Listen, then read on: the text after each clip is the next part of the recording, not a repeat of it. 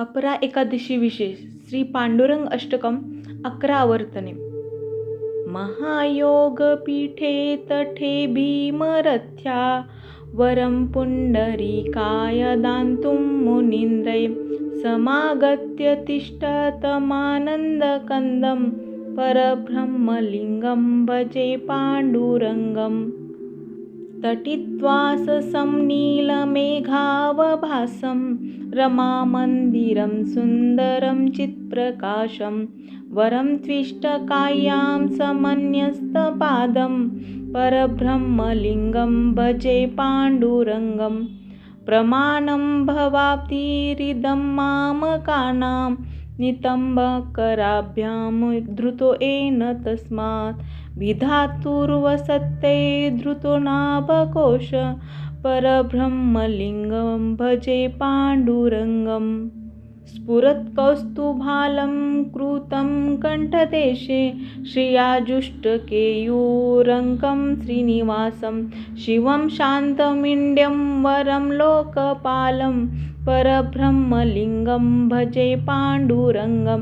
शरच्चन्द्रबिम्बाननं चारुहासं लसत्कुण्डलाक्रान्तगण्डस्थलान्तं जपारागबिम्बाधरं कञ्जनेत्रं परब्रह्मलिङ्गं भजे पाण्डुरङ्गं. किरीटवज्जलत्सर्वदिक्प्रान्तभागं सुरैरञ्चितं दिव्यरत्नैरनर्गे त्रिभङ्गाकृतिं भर्यमाल्यावतंसं परब्रह्मलिङ्गं भजे पाण्डुरङ्गं.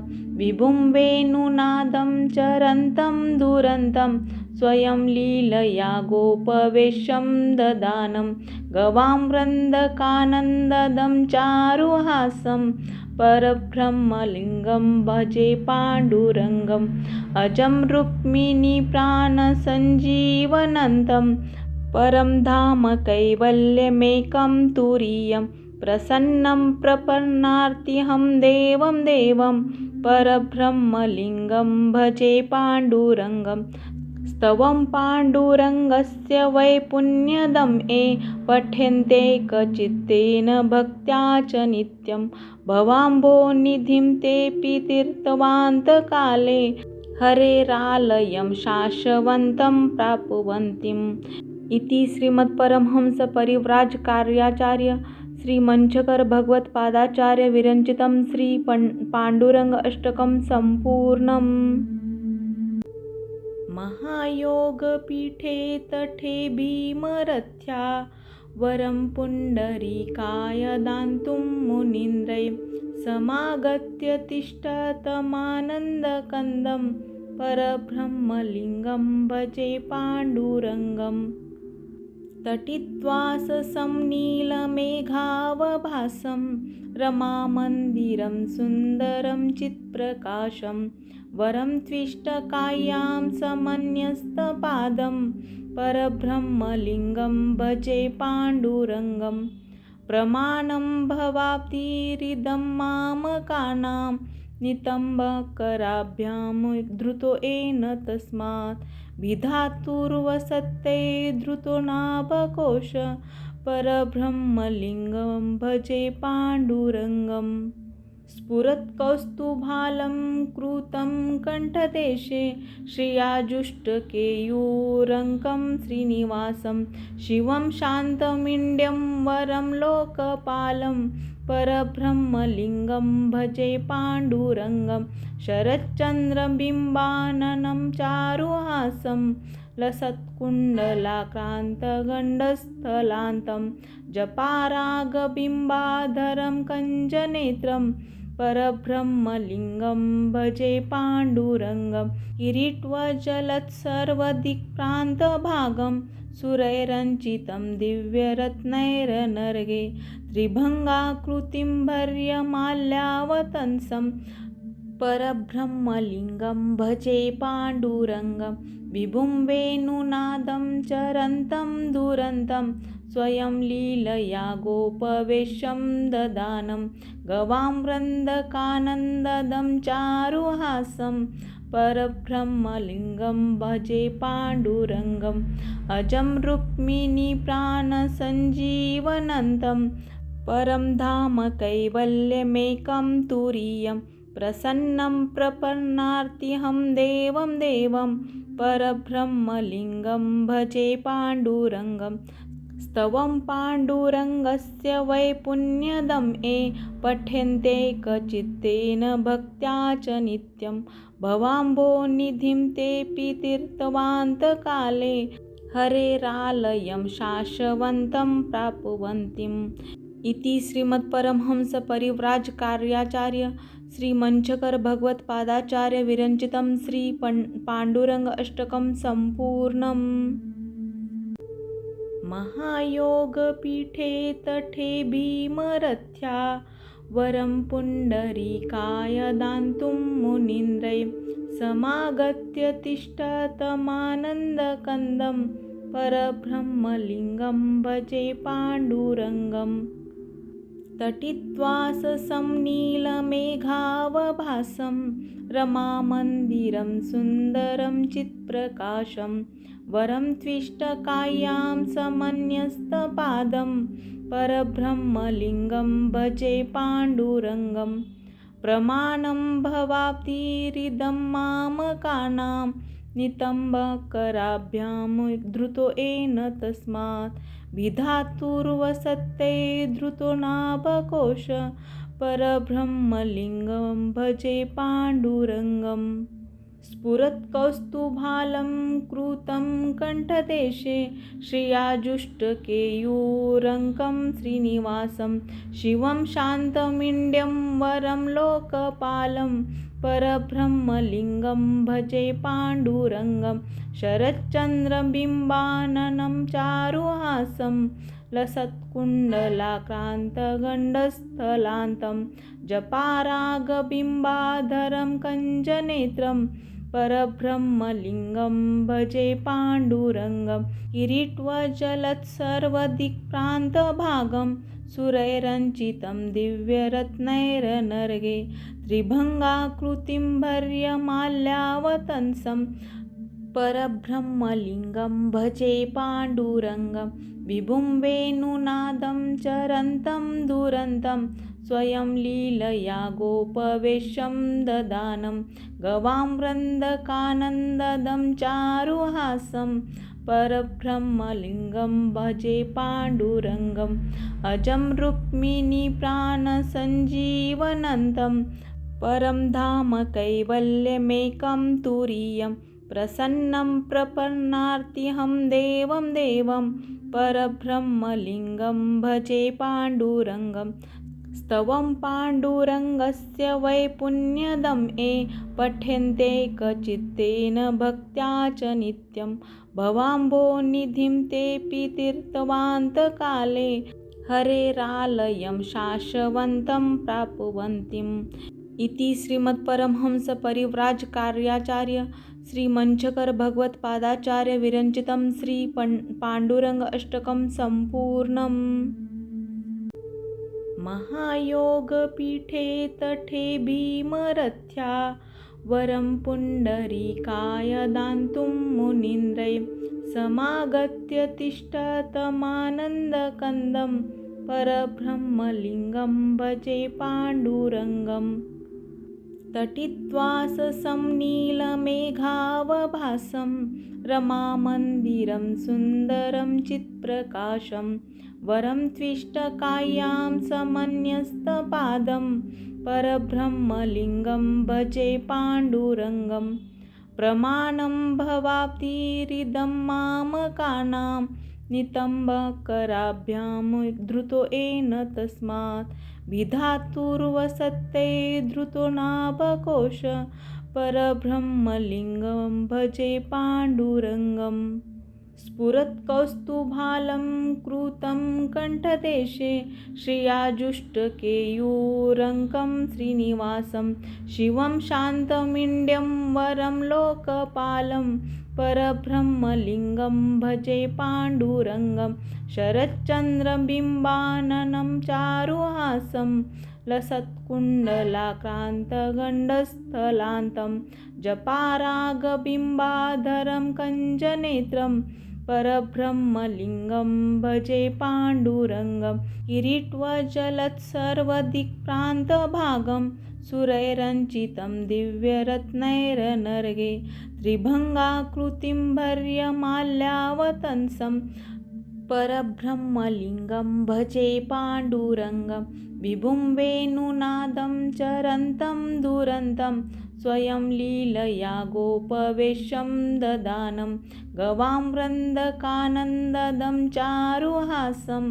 परब्रह्मलिङ्गं भजे पाण्डुरङ्गम् अजं रुक्मिणीप्राणसञ्जीवनन्तं परं धाम कैवल्यमेकं तुरीयं प्रसन्नं प्रपन्नार्तिहं देवं देवं परब्रह्मलिङ्गं भजे पाण्डुरङ्गं स्तवं पाण्डुरङ्गस्य वैपुण्यदं ये पठ्यन्ते कचित्तेन भक्त्या च नित्यं भवाम्भोनिधिं तेऽपि तीर्थवान्तकाले हरेरालयं शाश्वतं प्राप्नुवन्तीम् इति श्रीमत्परमहंसपरिव्राजकार्याचार्य श्रीमञ्चकर भगवत्पादाचार्य विरचितं श्री पाण्डुरङ्ग अष्टकं सम्पूर्णम्। महायोगपीठे तटे भीमरथ्या वरं पुण्डरीकाय दातुं मुनीन्द्रै समागत्य तिष्ठतमानन्दकन्दं परब्रह्मलिङ्गं भजे पाण्डुरङ्गम् तटित्वाससं नीलमेघावभासं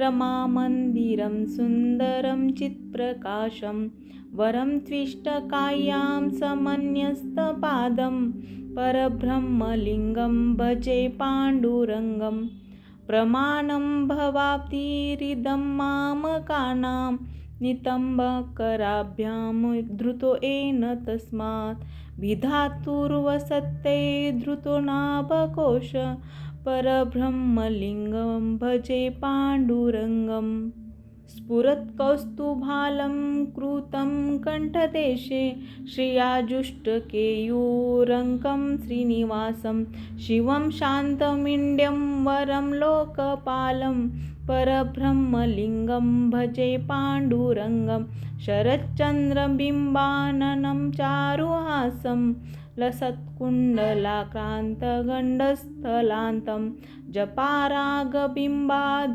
कञ्जनेत्रं परब्रह्मलिङ्गं भजे पाण्डुरङ्गं किरीट्वजलत्सर्वदिक्प्रान्तभागं सुरैरञ्चितं दिव्यरत्नैरनर्गे त्रिभङ्गाकृतिं भर्यमाल्यावतंसं परब्रह्मलिङ्गं भजे पाण्डुरङ्गं विभुं वेणुनादं चरन्तं दुरन्तं स्वयं लीलया गोपवेशं ददानं गवां वृन्दकानन्ददं चारुहासं परब्रह्मलिङ्गं भजे पाण्डुरङ्गम् अजं रुक्मिणीप्राणसञ्जीवनन्तं परं धाम कैवल्यमेकं तुरीयं प्रसन्नं प्रपन्नार्तिहं देवं देवं परब्रह्मलिङ्गं भजे पाण्डुरङ्गं स्तवं पाण्डुरङ्गस्य वैपुण्यदं ये पठ्यन्ते कचित्तेन भक्त्या च नित्यं भवाम्भोनिधिं तेऽपि तीर्थवान्तकाले हरेरालयं शाश्वतं प्राप्नुवन्तीम् इति श्रीमत्परमहंसपरिव्राजकार्याचार्य श्रीमञ्चकर भगवत्पादाचार्य विरचितं श्री पाण्डुरङ्ग अष्टकं सम्पूर्णम्। महायोगपीठे तटे भीमरथ्या वरं पुण्डरीकाय दातुं मुनीन्द्रै समागत्य तिष्ठतमानन्दकन्दं परब्रह्मलिङ्गं भजे पाण्डुरङ्गम् तटित्वाससं नीलमेघावभासं रमामन्दिरं सुन्दरं चित्प्रकाशं वरं त्विष्टकायां समन्यस्तपादं परब्रह्मलिङ्गं भजे पाण्डुरङ्गं प्रमाणं भवाब्धिरिदं मामकानां नितम्बकराभ्यां धृतो येन तस्मात् विधातुर्वसत्ते धृतो नाभकोश परब्रह्मलिङ्गं भजे पाण्डुरङ्गम् स्फुरत्कौस्तुभालं कृतं कण्ठदेशे श्रियाजुष्टकेयूरङ्कं श्रीनिवासं शिवं शान्तमिन्द्यं वरं लोकपालं परब्रह्मलिङ्गं भजे पाण्डुरङ्गं शरच्चन्द्रबिम्बाननं चारुहासं लसत्कुण्डलाक्रान्तगण्डस्थलान्तं जपारागबिम्बाधरं कञ्जनेत्रं परब्रह्मलिङ्गं भजे पाण्डुरङ्गं किरीट्वजलत्सर्वदिक्प्रान्तभागं सुरैरञ्चितं दिव्यरत्नैरनर्गे त्रिभङ्गाकृतिं भर्यमाल्यावतंसं परब्रह्मलिङ्गं भजे पाण्डुरङ्गं विभुं वेणुनादं चरन्तं दुरन्तं स्वयं लीलया गोपवेशं ददानं गवां वृन्दकानन्ददं चारुहासं परब्रह्मलिङ्गं भजे पाण्डुरङ्गम् अजं रुक्मिणीप्राणसञ्जीवनन्तं परं धाम कैवल्यमेकं तुरीयं प्रसन्नं प्रपन्नार्तिहं देवं देवं परब्रह्मलिङ्गं भजे पाण्डुरङ्गं स्तवं पाण्डुरङ्गस्य वैपुण्यदं ये पठ्यन्ते कचित्तेन भक्त्या च नित्यं भवाम्भोनिधिं तेऽपि तीर्थवान्तकाले हरेरालयं शाश्वतं प्राप्नुवन्तीम् इति श्रीमत्परमहंसपरिव्राजकार्याचार्य श्रीमञ्चकर भगवत्पादाचार्य विरचितं श्री पाण्डुरङ्ग अष्टकं सम्पूर्णम्। महायोगपीठे तटे भीमरथ्या वरं पुण्डरीकाय दातुं मुनीन्द्रै समागत्य तिष्ठतमानन्दकन्दं परब्रह्मलिङ्गं भजे पाण्डुरङ्गम् तटित्वाससं नीलमेघावभासं रमामन्दिरं सुन्दरं चित्प्रकाशं वरं त्विष्टकायां समन्यस्तपादं परब्रह्मलिङ्गं भजे पाण्डुरङ्गं प्रमाणं भवाब्धिरिदं मामकानां नितम्बकराभ्यां धृतो येन तस्मात् विधातुर्वसत्ते धृतो नाभकोश परब्रह्मलिङ्गं भजे पाण्डुरङ्गम् स्फुरत्कौस्तुभालं कृतं कण्ठदेशे श्रियाजुष्टकेयूरङ्कं श्रीनिवासं शिवं शान्तमिन्द्यं वरं लोकपालं परब्रह्मलिङ्गं भजे पाण्डुरङ्गं शरच्चन्द्रबिम्बाननं चारुहासं लसत्कुण्डलाक्रान्तगण्डस्थलान्तं जपारागबिम्बाधरं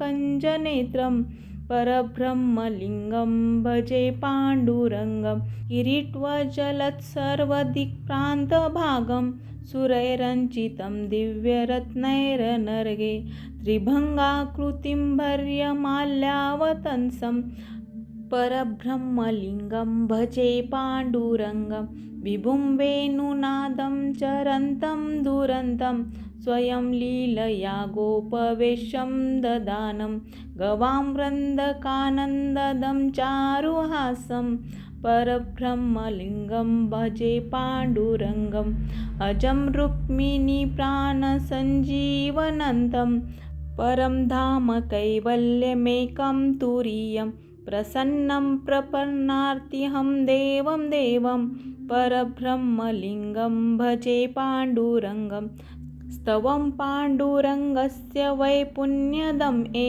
पठ्यन्ते कचित्तेन भक्त्या च नित्यं भवाम्भोनिधिं तेऽपि तीर्थवान्तकाले हरेरालयं शाश्वतं प्राप्नुवन्तीम् इति श्रीमत्परमहंसपरिव्राजकार्याचार्य श्रीमञ्चकर भगवत्पादाचार्य विरचितं श्री पाण्डुरङ्ग अष्टकं सम्पूर्णम्। महायोगपीठे तटे भीमरथ्या वरं पुण्डरीकाय दातुं मुनीन्द्रै समागत्य तिष्ठतमानन्दकन्दं परब्रह्मलिङ्गं भजे पाण्डुरङ्गम्। तटित्वाससं नीलमेघावभासं रमामन्दिरं सुन्दरं चित्प्रकाशं वरं त्विष्टकायां समन्यस्तपादं परब्रह्मलिङ्गं भजे पाण्डुरङ्गं।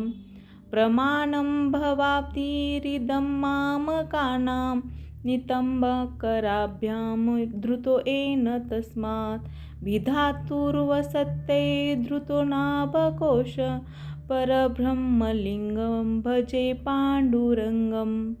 स्फुरत्कौस्तुभालं कृतं कण्ठदेशे श्रियाजुष्टकेयूरङ्कं श्रीनिवासं शिवं शान्तमिन्द्यं वरं लोकपालं परब्रह्मलिङ्गं भजे पाण्डुरङ्गं।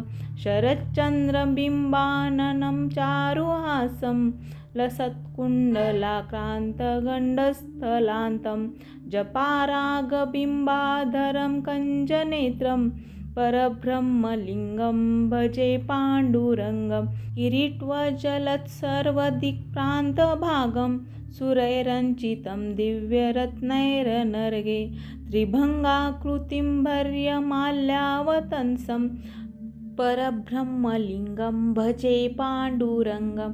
विभुं वेणुनादं चरन्तं दुरन्तं स्वयं लीलया गोपवेशं ददानं गवां वृन्दकानन्ददं चारुहासं परब्रह्मलिङ्गं भजे पाण्डुरङ्गम्।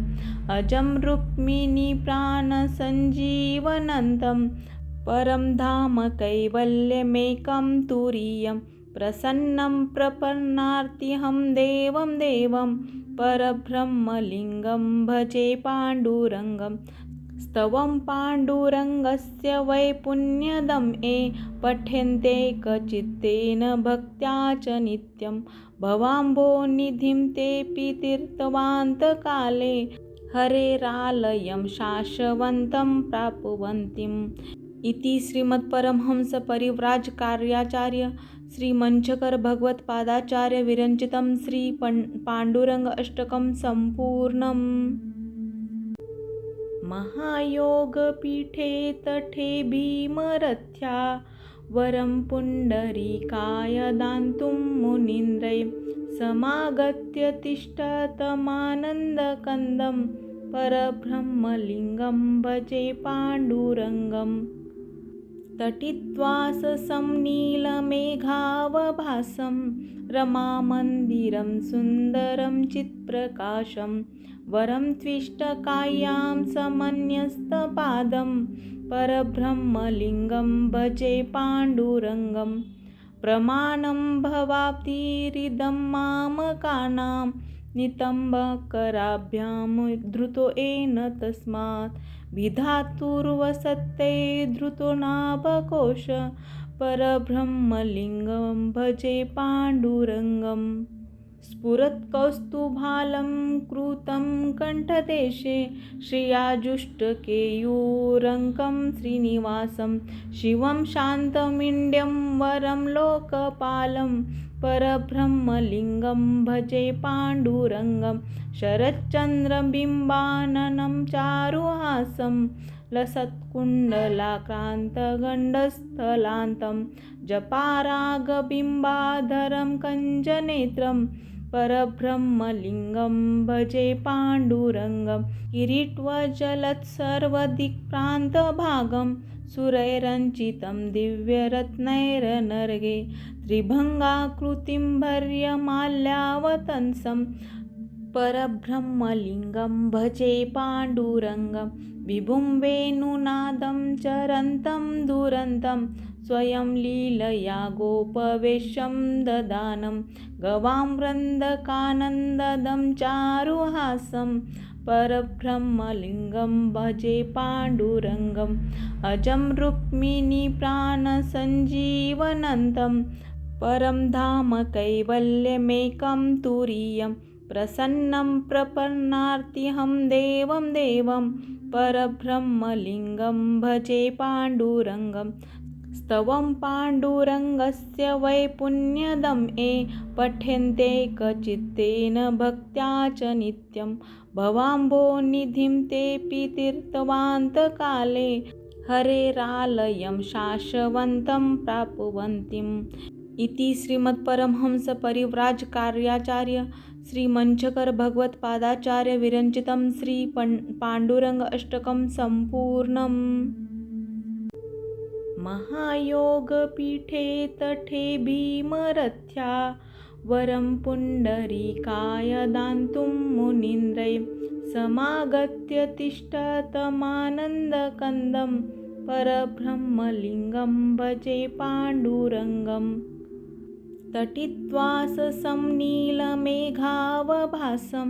रमामन्दिरं सुन्दरं चित्प्रकाशं वरं त्विष्टकायां समन्यस्तपादं परब्रह्मलिङ्गं भजे पाण्डुरङ्गं प्रमाणं भवाब्धिरिदं मामकानां नितम्बकराभ्यां धृतो येन तस्मात् विधातुर्वसते धृतो नाभकोश परब्रह्मलिङ्गं भजे पाण्डुरङ्गम् स्फुरत्कौस्तुभालं कृतं कण्ठदेशे श्रियाजुष्टकेयूरङ्कं श्रीनिवासं शिवं शान्तमिन्द्यं वरं लोकपालं परब्रह्मलिङ्गं भजे पाण्डुरङ्गं शरच्चन्द्रबिम्बाननं चारुहासं लसत्कुण्डलाक्रान्तगण्डस्थलान्तं जपारागबिम्बाधरं कञ्जनेत्रं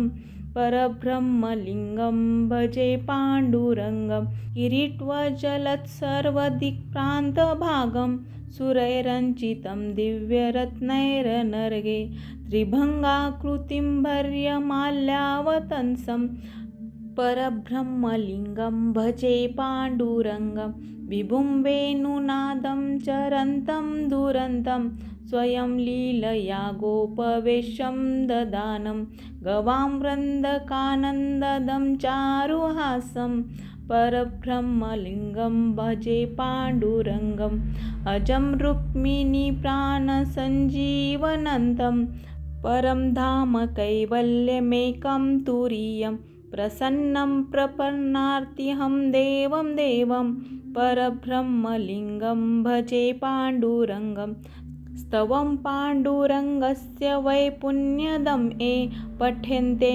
कचित्तेन भक्त्या च नित्यं भवाम्भोनिधिं तेऽपि तीर्थवान्तकाले हरेरालयं शाश्वतं प्राप्नुवन्तीम् इति श्रीमत्परमहंसपरिव्राजकार्याचार्य श्रीमञ्चकर भगवत्पादाचार्य विरचितं पाण्डुरङ्ग अष्टकं सम्पूर्णम्।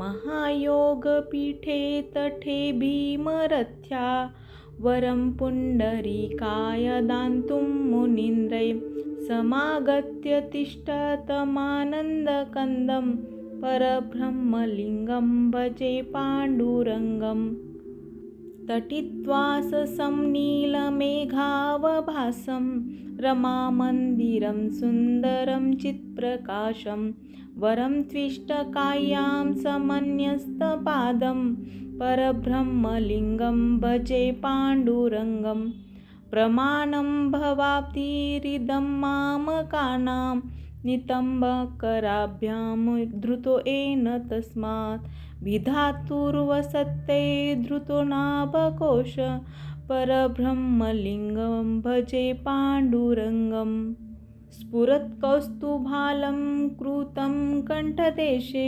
श्रियाजुष्टकेयूरङ्कं श्रीनिवासं शिवं शान्तमिन्द्यं वरं लोकपालं परब्रह्मलिङ्गं भजे पाण्डुरङ्गं शरच्चन्द्रबिम्बाननं चारुहासं लसत्कुण्डलाक्रान्तगण्डस्थलान्तं जपारागबिम्बाधरं कञ्जनेत्रं परब्रह्मलिङ्गं भजे पाण्डुरङ्गं किरीट्वजलत्सर्वदिक्प्रान्तभागं सुरैरञ्चितं दिव्यरत्नैरनर्गे त्रिभङ्गाकृतिं भर्यमाल्यावतंसं परब्रह्मलिङ्गं भजे पाण्डुरङ्गं विभुं वेणुनादं चरन्तं दुरन्तं स्वयं लीलया गोपवेशं ददानं गवां वृन्दकानन्ददं चारुहासं